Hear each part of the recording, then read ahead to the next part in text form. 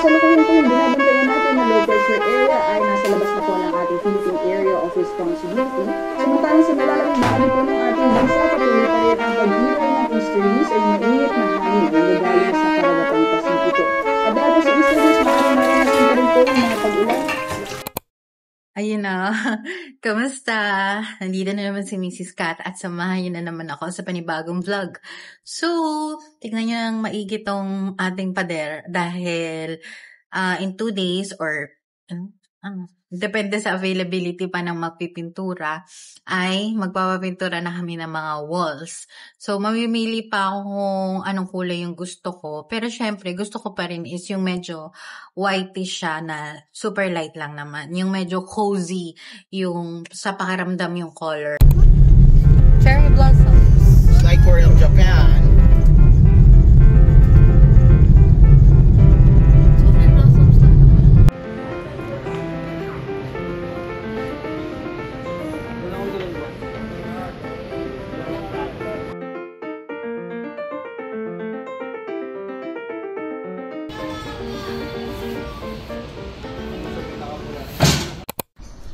Rain or shine yung napili kong tatak ng pintura.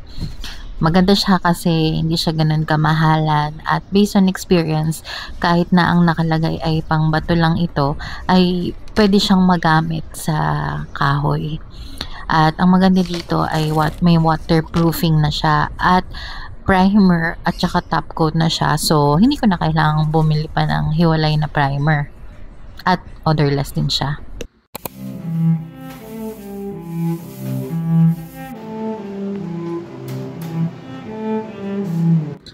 Ako na sana ang magpipintura ng mga pader, kaso naalala niyo na nag-lime wash kami dun sa last video. Ayun, sumakit-sakit na naman ang kamay ko dahil doon. Kaya napagdesisyonan na namin ni Daddy na ipapintura na lang. Maayos pa at hindi ako masyadong mapapagod. Para sa ceiling, tulle white yung kulay ng pintura na napili namin. Para siyang may pagka-gray pero super light lang ng pagka-gray niya at mukha pa rin siyang puti kapag tinignan mo na malayuan.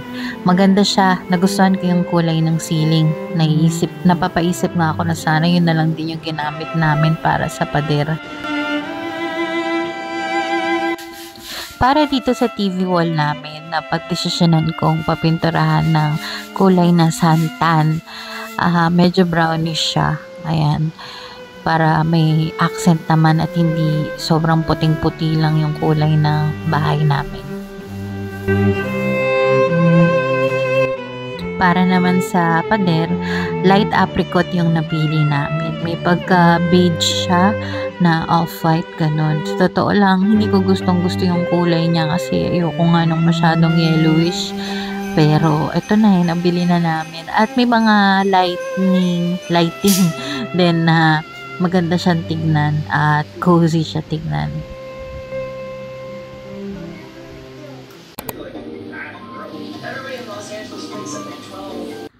Ito na yung itsura niya nung napinturahan at parang may kulang dun sa taas ng TV kaya napag-desisyonan ko na gumawa ng gallery wall.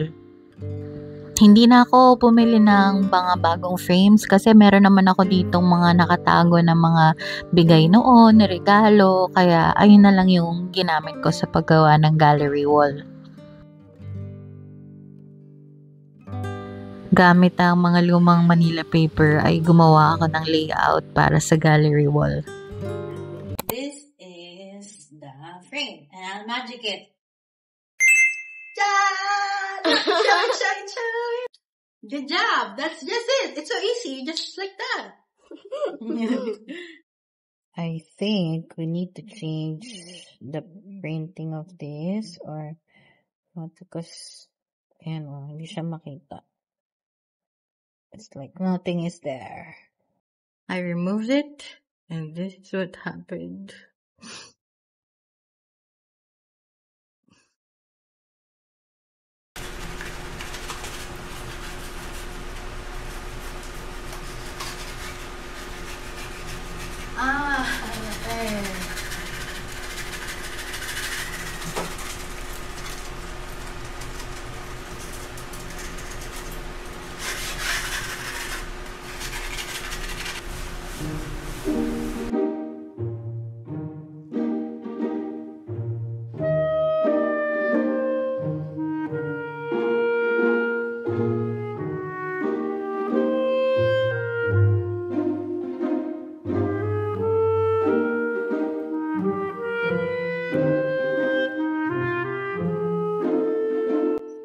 kinakabahan ako. Paano kung iba yung patong ng kulay? Kasi syempre, di ba?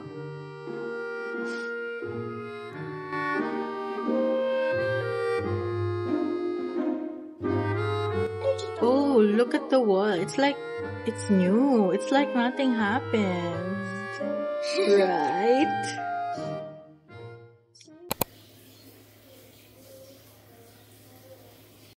Yep. Oh, good done. Ano, kaya mo na ba? Yep. I even put everything. Ay, ilan yung nilalagay mo? Damihan mo. 2, 3, 4. Look, bro. Buong ano. Sige. That's why I failed earlier. Sabi ka na dyan, hindi makapag ano I si have Mami. to put my toes so I can be safe. Tell me, is it good? This position? Ano ba? Mas mataas siya doon sa white. Okay lang ba yun? Yung ba yung aim mo talaga? Mataas siya ng mataas? Okay. Mami, lino ng onti sa... What? Okay na mo, Daddy. Parang tawing yung sa akin. Sabi, hindi ko makita. Tell me. Slightly baba mo yung right. Balik mo. Okay na yan. Okay na? Okay na yan. Okay na? Okay na? Oo. Are you sure, guys? Oo. Guys, are you sure? Yes! Sure? Yeah po. It's here. Ayoko na po. Just kidding. Konti. Slightly. Hindi ka mapansin. It's Last done. one na kanin na. It's done. Last one. Done. And tour of the gallery wall. Here, on the side, you see at the top, that's our picture. Edited using ChatGPT. ChatGPT! The prompt there is make this photo look like my neighbor, the Yamadas of Studio Ghibli. Next, this is us. Just shadows. Hello. These are our shadows. And this is the cutie babies of the world. They're so sweet here, but in real life, Oh, you're wrong. okay. This, what is this about, Tan? Can you explain to the people of the Philippines? The Jesus story of the food. The food? They wanted so many food and Jesus helped them. And then there's so many people and then Jesus make them, everyone can have a bite. Yes, this is the story of the 2 fishes and the 3 loaves. Loaves? Ba? Loaves? No bread. Loaves, yes. 3 breads na lang, no? Yun. So, whenever we see this, we will know that Jesus will provide for us. Yay! And then the next one, that one, what is it about, you know? What? That? This, the middle. No. That one, I just think it's cool and it sparks joy. That's why I put it there. And that is the hand of Jesus. Like, What do you feel when you see that the hand of Jesus like that? I feel safe. Oh! Ang galing! I'm proud of you! And then the last one. It's our family. Di lang our family sa. Yeah, Mojo's super cute there. Yeah, show Mojo there. So show Mojo there. Mojo is also there. Mojo is there. Look at us. We're so cute. And Mojo is there too in the other photo. And then check Mojo in real life. Look.